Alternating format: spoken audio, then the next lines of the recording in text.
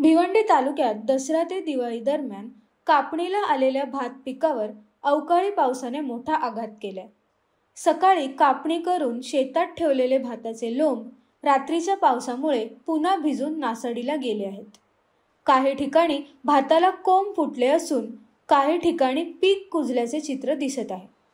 या अचानक आलेल्या पावसामुळे शेतकऱ्यांचे मोठे आर्थिक नुकसान झाले असून शेतकरी हवालदिल झाले आहेत।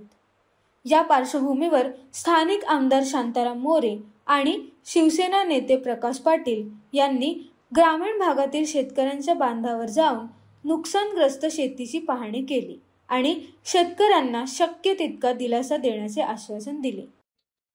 नाही बघा, आज 7-8 दिवस झाले या अवकाळी पावसामुळे आपण बघितलंच आहे की एवढं नुकसान झालेलं आहे। म्हणजे जे आपण तांदूळ म्हणजे भात आहे त्याला अक्षरशः मोड आलेला आहे।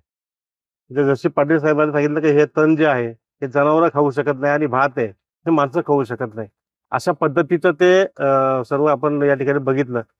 आपण म्हणालात की मागची जी भरपाई आहे आपण तहसीलदाराशी आता पाटील साहेबांनी फोन लावून ऐकलं की 1-2-3 दिवसांनी ते आपल्या अकाउंटला जमा करणार आहेत।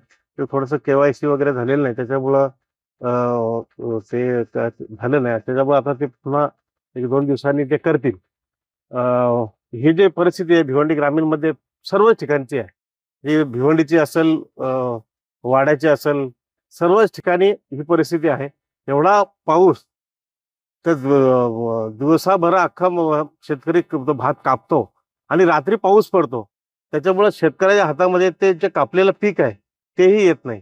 आता आपण बघितलं या ठिकाणी सर्व मोड आलेलं आहे, तो शेतकरी एवढा संकटात आहे, हवालदिल झालेला आहे की आम्हाला शासनाकडून मदत ही तात्काळ झाली पाहिजे। कारण दिवाळीच्या याच्यामध्ये आपण सांगितलं तर त्यांना मदत मिळणार आहे, तर तीच मदत नाही मिळाली तर हे दुसरं एवढं मोठं आघात त्यांच्यावर झालेला आहे।